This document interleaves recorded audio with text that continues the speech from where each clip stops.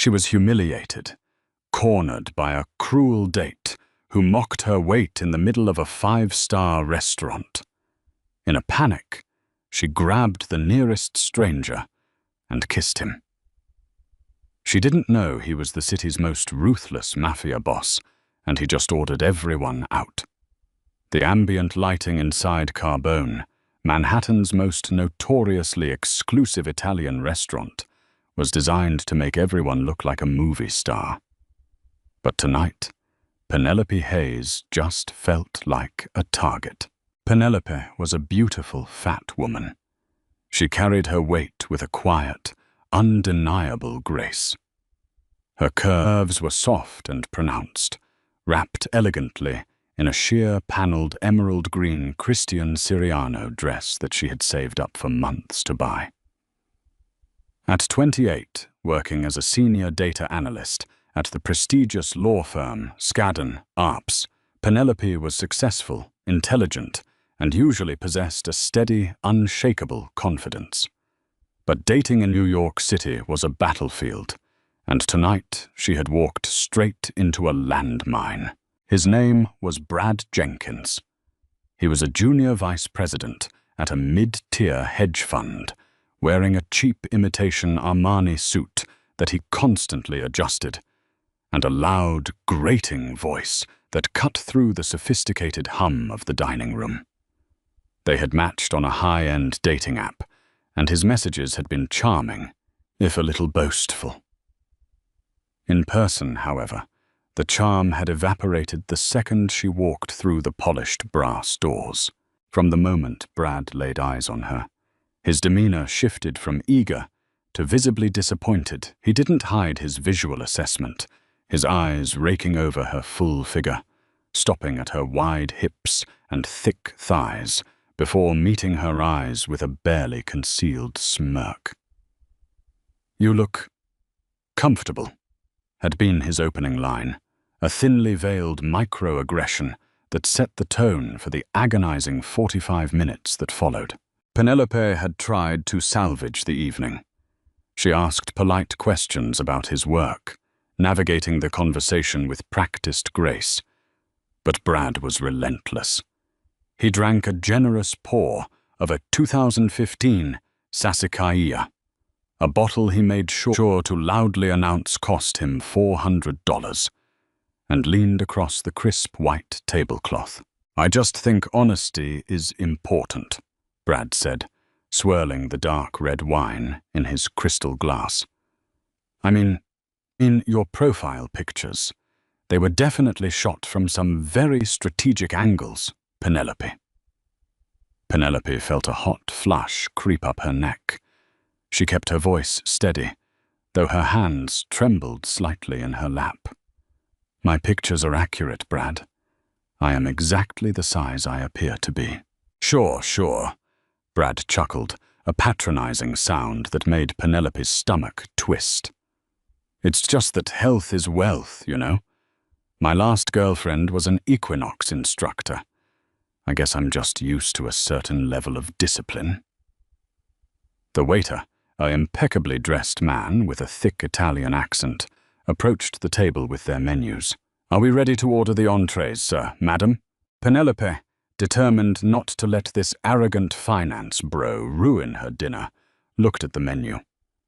"I'll have the veal parmesan, please, and a side of the spicy rigatoni." Brad let out a sharp, incredulous laugh. It was loud enough that the couple at the adjacent table, a striking woman in a Chanel blazer and an older gentleman, turned to look. "Whoa, hold on," Brad interrupted, holding up a hand to the waiter. "Are you sure about that, Penelope? The veal is breaded and fried. And pasta? Maybe you should just get the branzino, or a salad. Actually, she'll just take the house salad, dressing on the side." The waiter hesitated, his eyes darting uncomfortably between Penelope and Brad. Penelope's vision tunneled. The low murmur of the restaurant seemed to fade, replaced by a roaring in her ears. She was a big woman, yes, and she had spent years unlearning the shame society tried to force onto her body. She loved her body.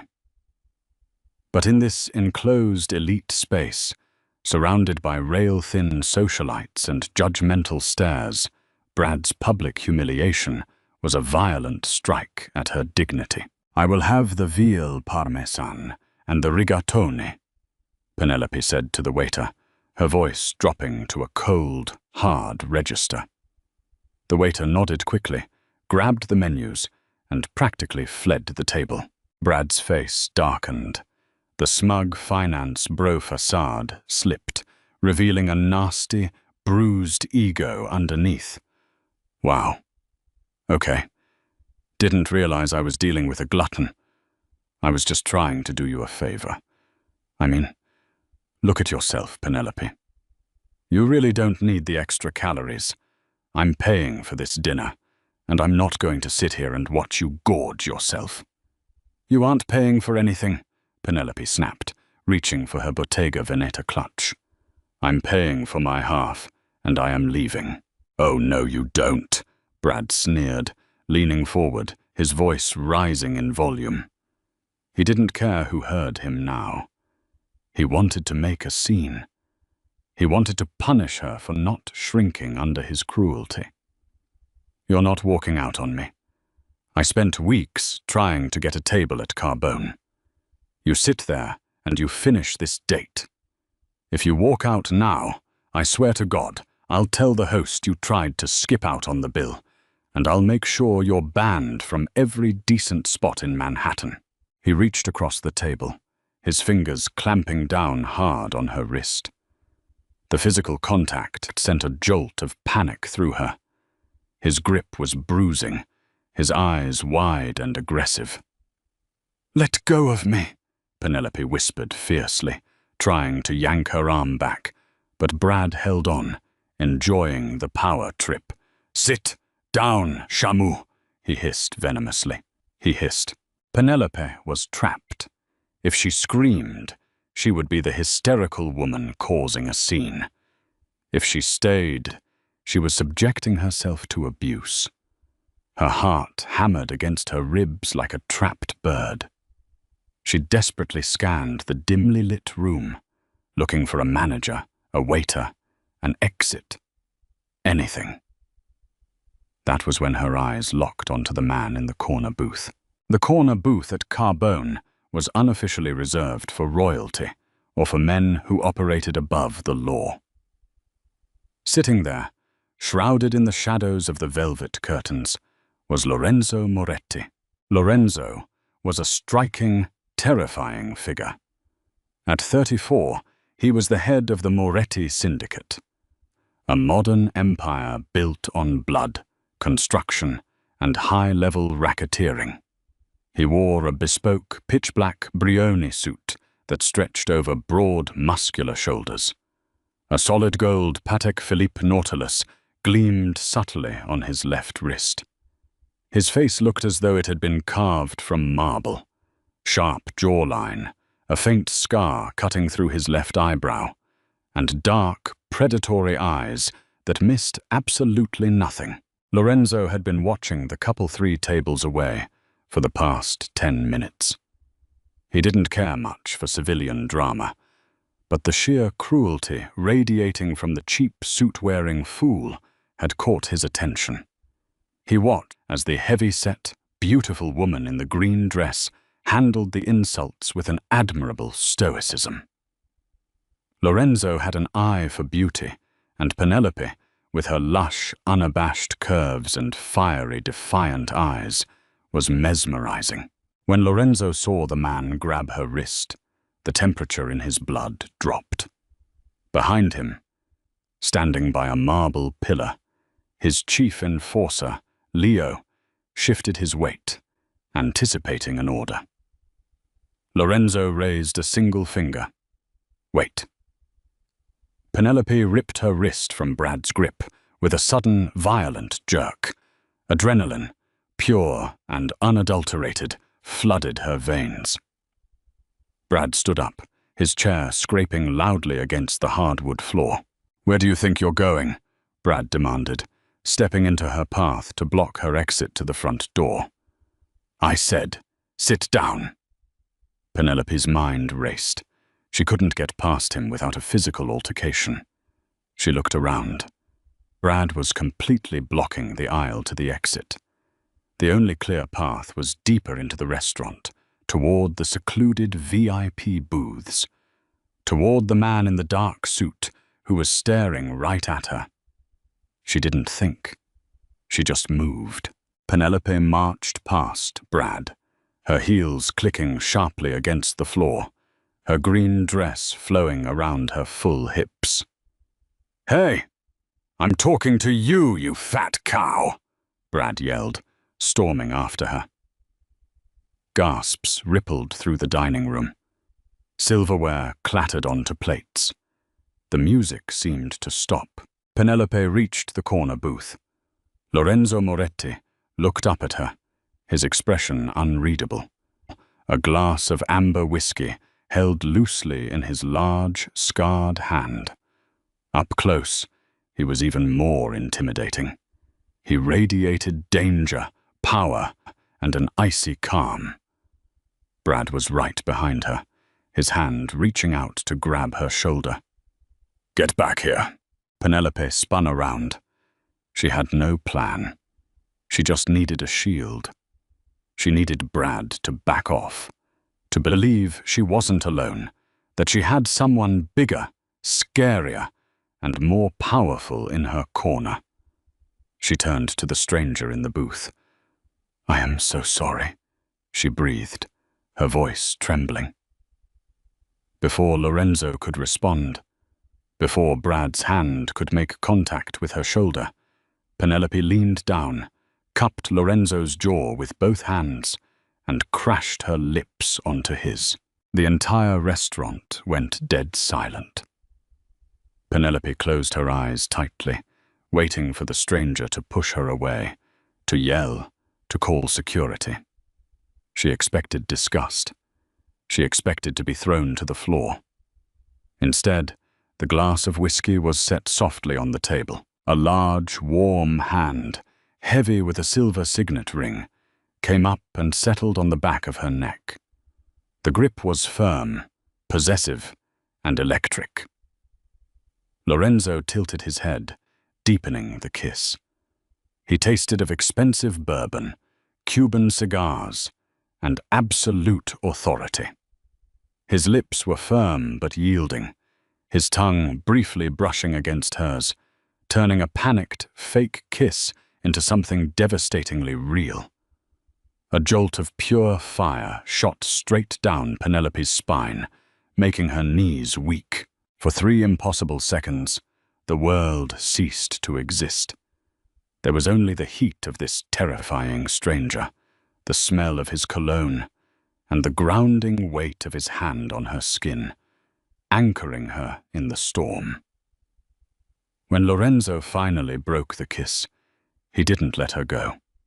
He kept his hand on the nape of her neck, his thumb lazily tracing her pulse point, pulling her gently to stand at his side. His dark eyes flicked upward, locking onto Brad. Brad stood there, mouth agape, his face rapidly draining of color. The anger had vanished, replaced by a sudden, creeping terror. Brad might have been a foolish finance bro, but he lived in New York, and he read the papers. As he took in the bespoke suit, the cold, dead eyes, and the 2 massive men in dark suits who had suddenly materialized from the shadows behind the booth, Brad realized exactly whose table this was. I, Brad stammered, taking a step back. Lorenzo didn't raise his voice. He didn't need to.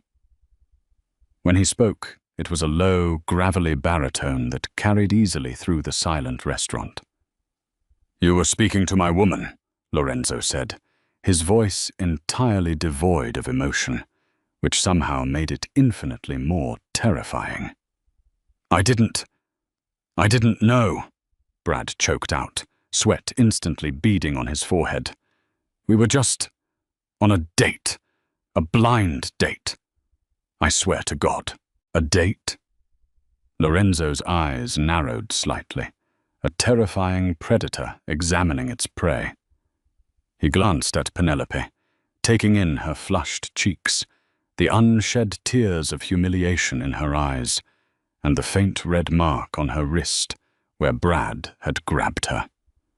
Lorenzo's jaw ticked. "She is wearing a beautiful dress," Lorenzo stated calmly, his gaze fixed on Brad. "She graced you with her presence, and you insulted her." No, Mr. Moretti, sir, it was a misunderstanding." "Leo," Lorenzo said softly. The enforcer, a hulking man with a broken nose and cauliflower ears, stepped forward. "Yes, boss. Take this piece of trash outside. If he ever steps foot in this burrow again, break both of his legs. If he ever speaks a word about her." Lorenzo's hand tightened slightly on Penelope's neck. "Remove his tongue." "Wait, please!" Brad shrieked, as Leo clamped a hand onto his collar, lifting the junior vice president onto his tiptoes. Brad thrashed, but he was dragged backward.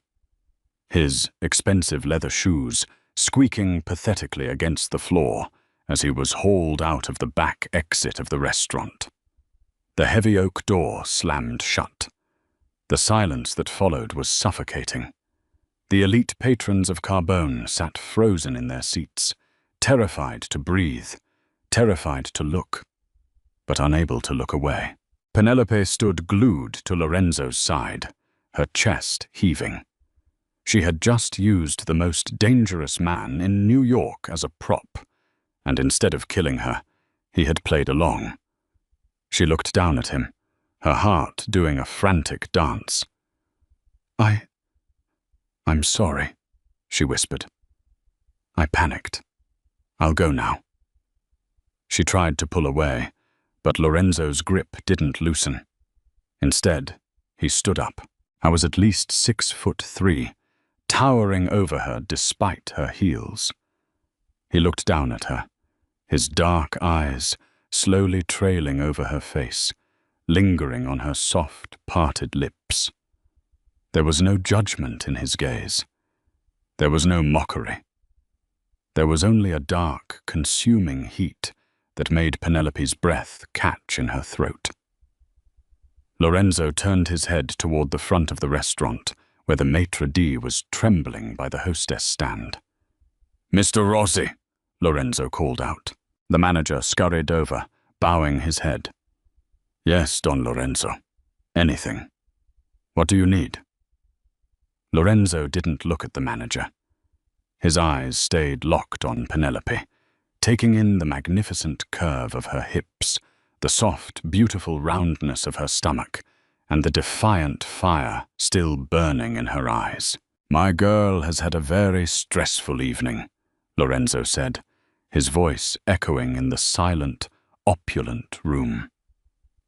He wrapped a strong, protective arm around Penelope's thick waist, pulling her flush against his solid chest. "Clear the room," Lorenzo commanded. "Everyone out. I want to have dinner in peace." The mass exodus of Manhattan's elite from Carbone took less than 3 minutes. Billionaires, socialites, and celebrities alike did not argue when the Moretti syndicate asked them to leave. They simply dropped their napkins, abandoned their vintage wines, and hurried out the glass doors into the cool New York night. Penelope stood frozen as the bustling, noisy restaurant transformed into a cavernous, silent dining room built just for two. The heavy velvet curtains were drawn shut by Lorenzo's men, sealing them off from the prying eyes of the street.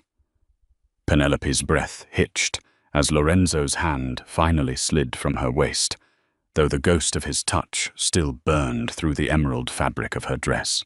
"Sit," Lorenzo murmured, his voice a dark, soothing rumble. He pulled out a plush leather chair at his corner booth. Penelope hesitated, her mind struggling to process the sheer absurdity of the situation.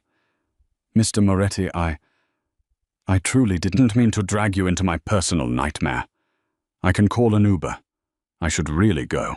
Penelope, Lorenzo said, tasting her name on his tongue as if it were a fine vintage. You are not going anywhere in an Uber. You are going to sit, and you are going to eat the dinner that insolent boy tried to deny you. She blinked, shocked that he had been paying such close attention. She lowered herself into the chair, the luxurious leather cool against her skin.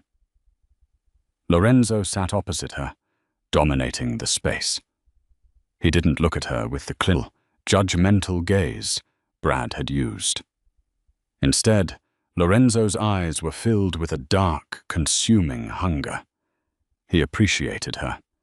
He looked at her full, soft curves, her thick thighs, and her round stomach not as flaws to be hidden, but as art to be worshipped. For the first time in her life, sitting across from a ruthless crime boss, Penelope felt entirely, perfectly beautiful.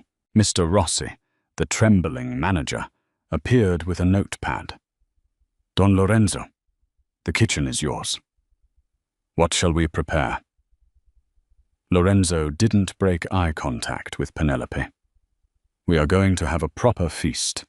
Bring us the following: antipasti, the burrata with white truffles, and a double order of the baked clams.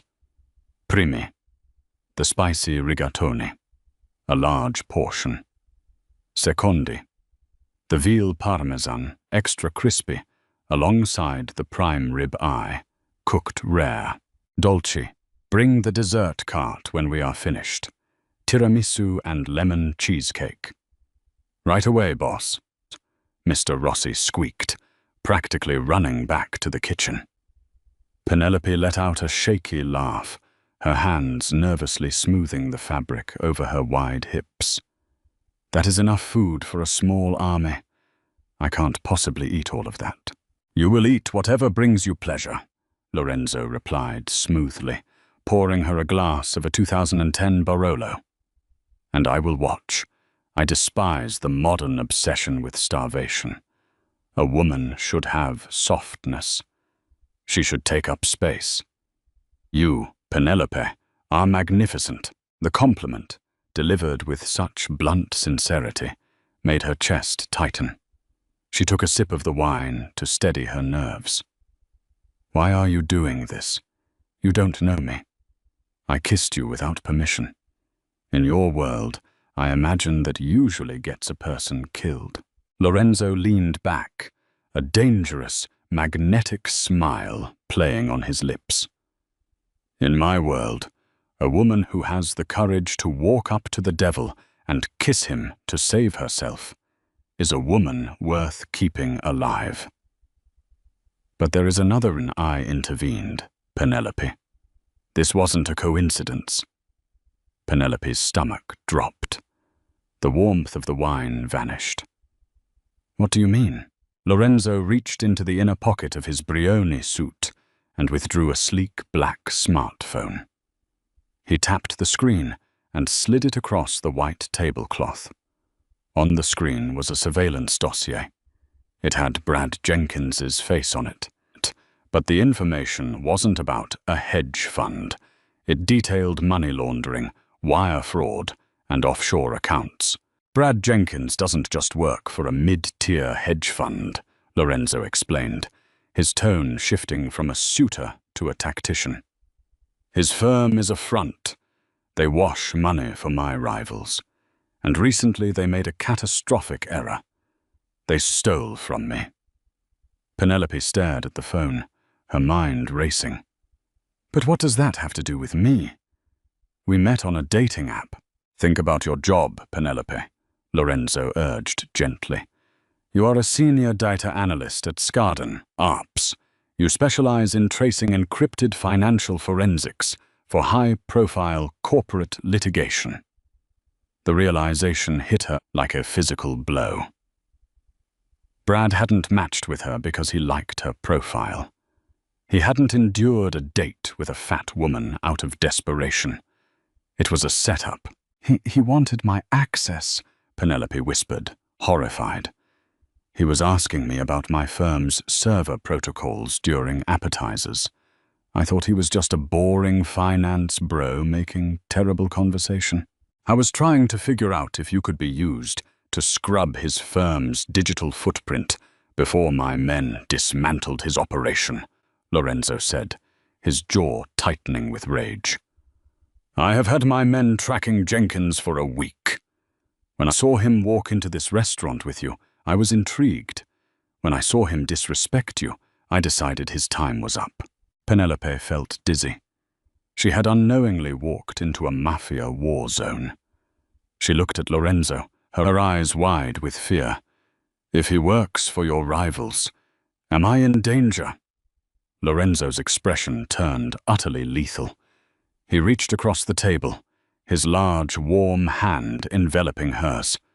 The contrast between his scarred knuckles and her soft, dimpled skin was stark. Let me explain the landscape of this city to you, Lorenzo said, taking a pen from his pocket and drawing a simple, terrifying chart on a linen napkin. The underworld dynamics.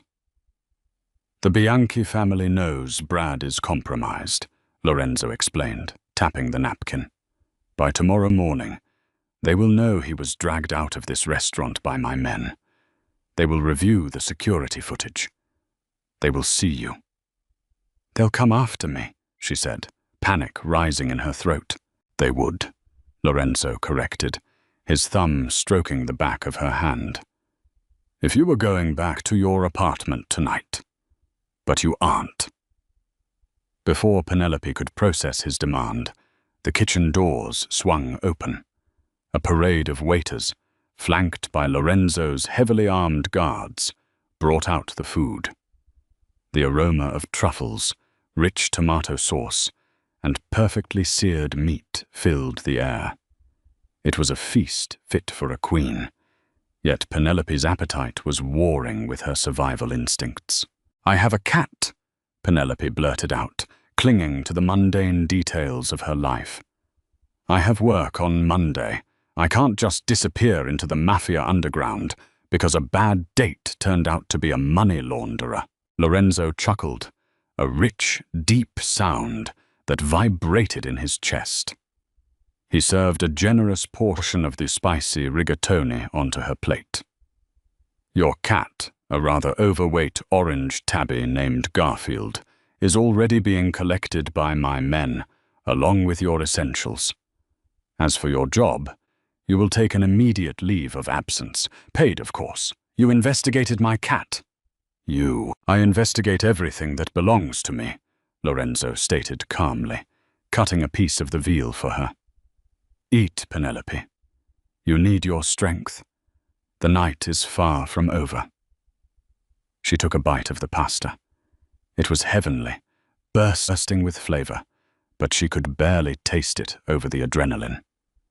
I don't belong to you, she challenged, finding a spark of defiance. Lorenzo's eyes flashed with dark amusement. You kissed me in front of the entire underworld, claimed me as your shield, and allowed me to publicly declare you as my woman. In my world, Penelope, words and actions have permanent consequences. You claimed me. I am simply returning the favor. As she swallowed the food, a sudden, violent crash shattered the tranquility of the restaurant. The front glass windows of Carbone exploded inward. Showers of jagged glass rained down over the empty tables. Penelope screamed, throwing her hands over her head. In a fraction of a second, Lorenzo was out of his booth, his massive body covering hers completely, shielding her from the flying shrapnel. Gunfire erupted, the deafening roar echoing off the marble pillars. Leo and 3 other Moretti enforcers instantly returned fire, their weapons flashing in the dim light. Stay down! Lorenzo roared over the chaos, drawing a heavy black tactical pistol from his shoulder holster. He kept one hand firmly pressed against the back of Penelope's head, keeping her tucked safely against his chest beneath the solid oak table. Is it the Bianchis?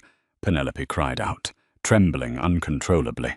They move faster than I anticipated, Lorenzo grimaced, firing 2 precise shots toward the shattered entrance. A man in a dark trench coat outside crumpled to the pavement. They must have had a hit squad waiting for Jenkins. When he didn't come out, they decided to force the issue. The shootout was brief, but intensely violent. Lorenzo's men were elite, heavily armed, and trained for this exact scenario. Within 90 seconds, the incoming fire ceased. The wail of distant police sirens began to pierce the night air. "Clear!" Leo shouted, kicking a weapon away from a groaning assailant near the hostess stand. "Boss, we need to move. NYPD is 2 minutes out." Lorenzo hauled Penelope to her feet. She was shaking, her beautiful green dress dusted with powdered glass, but she was entirely unharmed. Lorenzo framed her face with his large hands, his thumb wiping a smudge of dirt from her cheek. His eyes were but protective and blazing with a terrifying possessiveness. "Are you hurt?" he demanded, his voice thick with emotion. "No," she gasped. "I'm okay. But my life—" "Your old life is gone, Penelope," Lorenzo said, pulling her toward the reinforced steel back door of the restaurant. An armored black SUV was already waiting in the alley, engine idling aggressively. "The Bianchis just tried to kill you to cover their tracks. You are a loose end to them. But to me, you are everything. I will burn their entire empire to the ground for daring to shatter glass near you." I ushered her into the luxurious, bulletproof back seat of the SUV. As he climbed in beside her, the doors locked with a heavy, definitive thud. The vehicle peeled out of the alley, leaving the ruined restaurant and her ordinary life far behind. Penelope sat in the dark, her heart hammering. She looked at the ruthless, dangerous Mafia Boss sitting beside her. He was wiping blood from a small cut on his jaw, his posture rigid with fury and authority. Yet, when he turned to look at her, the violence in his eyes melted into a profound, fierce devotion. Brad had made her feel small, ugly, and worthless. Lorenzo Moretti had just started a mafia war to ensure she could eat her pasta in peace. As Lorenzo wrapped his arm around her soft, wide shoulders, pulling her against his side, Penelope realized a terrifying truth. She was trapped in the dangerous, violent world of the mafia. But for the first time in her life, she didn't want to escape. What started as a desperate kiss to escape a cruel date plunged Penelope straight into the heart of a mafia war. Now, under the fierce protection of Lorenzo Moretti, her ordinary life is completely gone. But a dangerous, passionate romance has just begun. Will the Moretti syndicate crush the Bianchi cartel, or will Penelope's past catch up with her? If you loved this story, hit that like button, share it with your friends, and subscribe to our channel for more thrilling mafia romance dramas.